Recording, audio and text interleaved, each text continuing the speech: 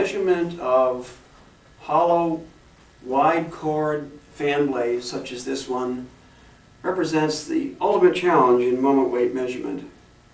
A blade like this can weigh as much as 40 pounds, but it spins on the same rotor as a blade of this size, which weighs only 1 pound.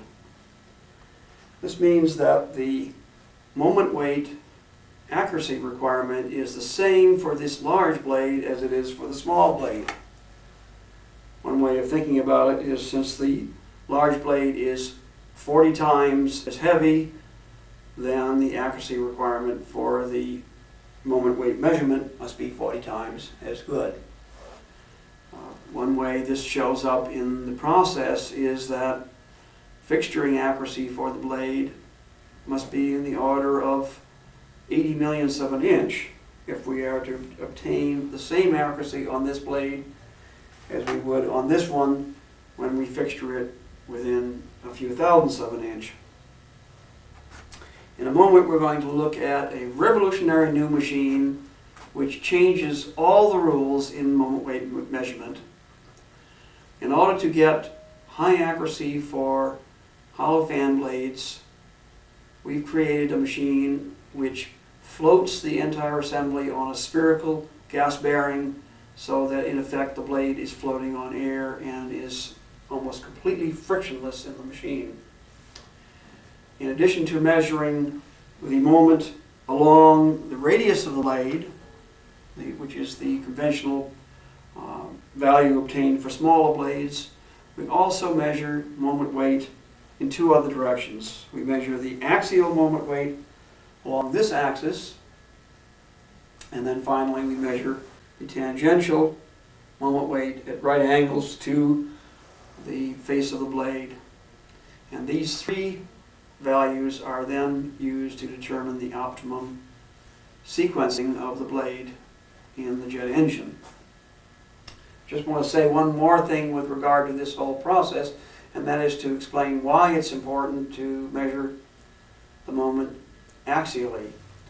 On a small blade, generally we're just measuring along the length of the blade, the radial moment weight measurement.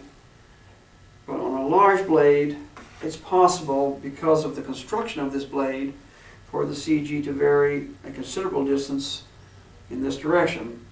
If you had two blades that had identical radial moment, but one had a center of gravity here, and the other had a center of gravity here, and they opposed each other, then you would get a dynamic unbalance. And the reason you'd get a dynamic unbalance is because in one case you'd be pulling along this line, and for the blade in the opposite direction you'd be pulling along this line.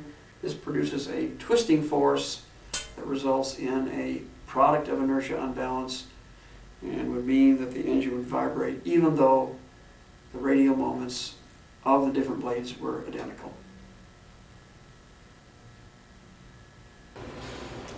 This is our model mw40 KF 3-axis moment of weight scale.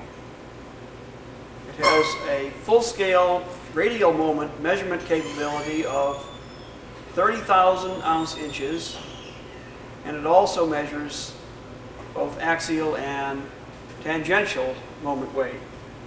The first thing you'll notice about this instrument, which is different from the moment weight scales you may be familiar with, is that the blade is loaded in a position where it's hanging down from the fixture. This is an important innovation that we've come up with to guarantee that the blade is properly seated in the adapter before it is clamped. The reason this is necessary is that we're now looking at a requirement of about 80 millionths of an inch repeatability in fixturing accuracy, so that it would not be possible to put the blade in a horizontal position, let it hang down, and then clamp it and have the blade snap up into the final horizontal position. If we did this, it would result in an uncertainty due to fixturing error. So we've got the blade partially inserted in this fixture. It's hanging down, And now I'm going to complete the insertion. And as I do so, I press the blade against a stop. This stop indicates that we are fully inserted. I pull the blade forward against a rotational stop and then step on a foot pedal. The blade is now clamped. The operation of the moment weight scale is controlled by a digital computer, which not only acquires the data, it also instructs the operator regarding the sequence of operations. In this first step, the computer has the message, leave shroud roll back to allow unobstructed rotation. Click on continue to start rotation. This is going to rotate the blade up to a horizontal position, and I'm going to click on the continue button, and we'll observe that happening in a moment.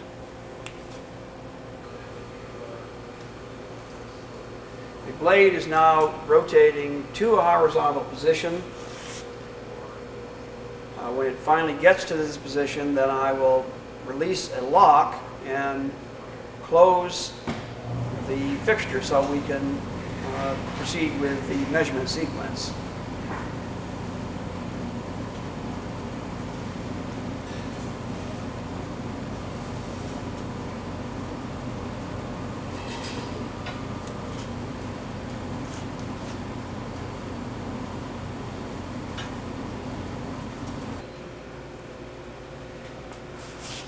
I've rolled a shroud in place around the blade to prevent drafts from affecting the reading. At this point, the machine is measuring along two axes. One of them is the radial axis of the blade, and the other is the axial axis of the blade. In a few moments after it makes this measurement, then what will happen is that the fixture will rotate 90 degrees in this direction so that we can measure the third axis. This machine has a unique feature, and that is that no counterbalance weights are required. The machine is capable of measuring from 0 to 30,000 ounce inches without the addition of any additional weights. The way this occurs is a binary system of range weights that are located within the machine, and a few minutes later we'll be opening up the side cover of the machine, and I'll show you this feature in more detail. So at this point, the computer has acquired the two-axis data, and it is beginning now to rotate to the 90-degree position so that it can make one additional measurement of the third axis.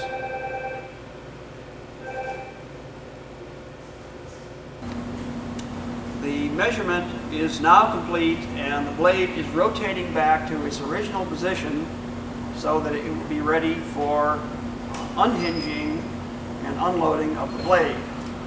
At this point, I can roll back the shroud so that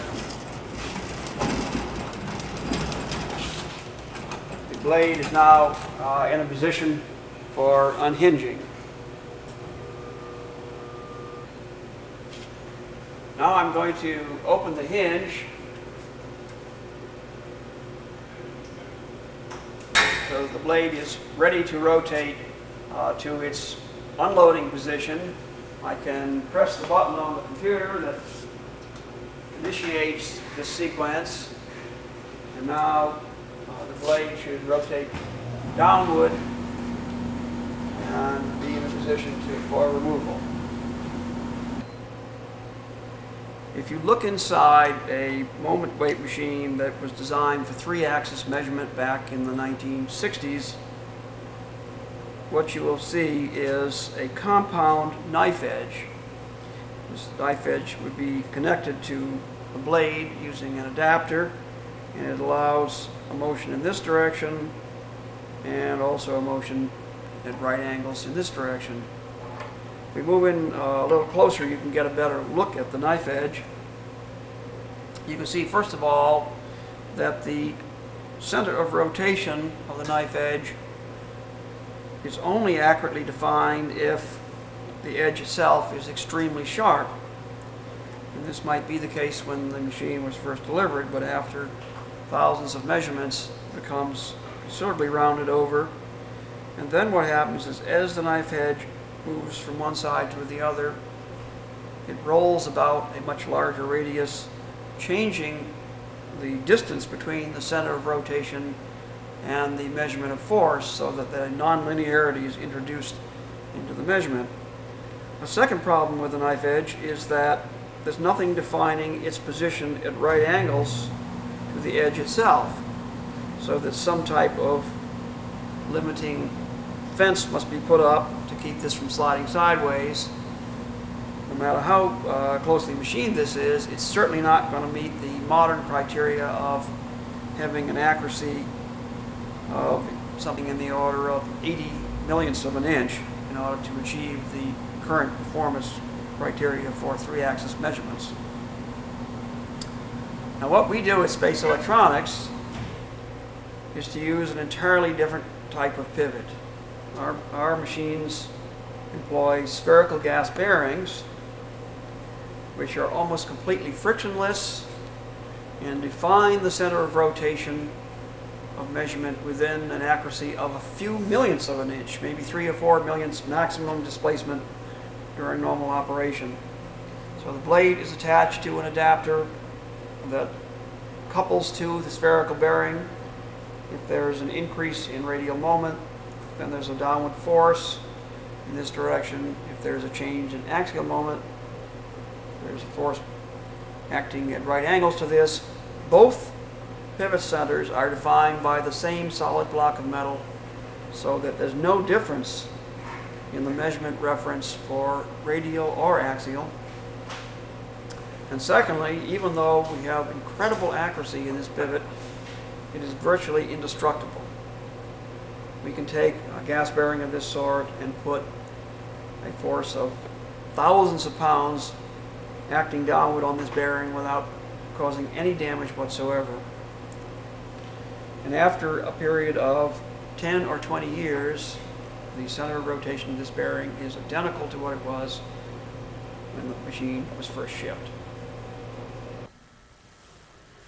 This is an assembly drawing showing the interior of the 3-axis moment weight machine. When the blade is first installed, it is slid in place and hangs down vertically from the adapter on the machine. And at a later point in the measurement, as you remember, it then is rotated so it extends directly outward from the measurement beam of the machine. The pivot on this machine we just looked at a moment ago is a spherical gas bearing. There's a beam that extends out from this pivot and has several things attached to it. First of all, there are 2 transducers measuring moments. One of them is directly in line with the beam and measures the radial moment. Second one is on an arm at right angles to the beam and measures the axial or tangential moment.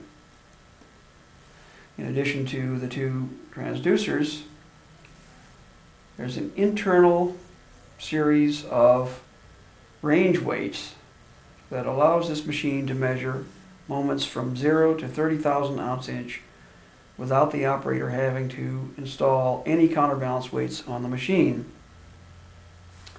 So, for example, if they need a counterbalance of 1 or 2 of these weights, the computer senses that the machine is not counterbalanced sufficiently to be within the operating range and automatically lowers the 2 weights onto the rod which is pulling at the end of the beam, and that adds the necessary counterbalance mass so that you're within the range of the transducers that are measuring the 2 moments.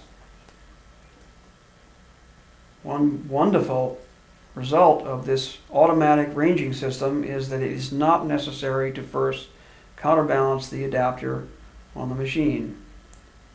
The moment is first measured with the adapter in place but without the blade being installed. The computer remembers this moment, and then later on, when the blade is installed, the tear moment is subtracted to result in the net moment of the blade. This is a view of the inside of the moment weight scale. You can see the range weights.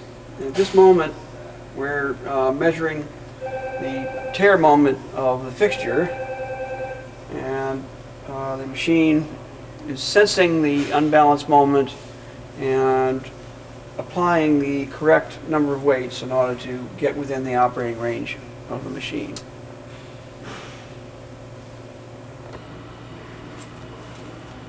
I'd like to point out some other key features of the machine. This is the spherical gas bearing right here, the silvery object, which supports the weight of the blade and the beam and other parts of the mechanism of the scale.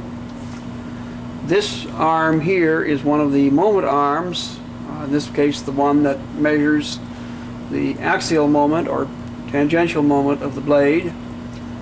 The second moment arm is not visible in your view, but it's attached to the beam here and measures the moment from the center point of this beam.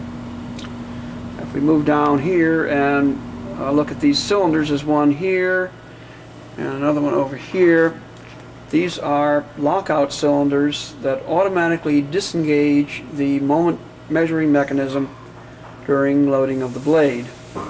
They're spring-loaded so that if the air were ever to be disconnected from the machine during operation, the machine would automatically return to its safe mode. This is a close-up view of the adapter. The blade is inserted in this end while the adapter is positioned hanging in this position so that gravity holds the blade seated in position against the two precision surfaces that contact the Z-plane of the blade. The blade is inserted all the way in until it depresses this ball end stop, which has a proximity sensor on it to determine whether it has been depressed fully or not. The measurement cycle will not continue until the blade is fully inserted into the fixture so that there will not be any error in axial moment weight measurement. This adapter clamps automatically when a foot pedal is depressed, so there's no need to attach a hydraulic hose or perform any external manipulations when clamping the blade. The machine that we've just been demonstrating is unquestionably the most accurate moment weight scale in the world. We did a series of tests on a set of blades. We had, I believe, 12 blades, and we measured these 3 times using 3 different operators on 3 different days and came up with a 1 sigma variation in the order of 0.06 ounce-inches in radial moment. You can compare that with a variation of about 3 ounce-inches for a conventional scale using knife edges, so that we're approximately 100 times better than conventional technology. Furthermore, even more important than the relative variation in moment weight is the absolute measure of moment weight. Our machine has a guaranteed accuracy, including the adapter, of 1 ounce-inch for any machine shipped anywhere in the world. This means that the moment weight can be measured at the manufacturer, and other moment weights of different blades in an engine can be measured at an airline facility in another country, and then blades from one set combined with blades from another set to produce a balanced set eliminating the need to disassemble the engine and rebalance the rotor. Once again, I'd like to extend an invitation to anyone who would like to see one of these machines to come and visit Space Electronics. We'd be very happy to demonstrate this for you.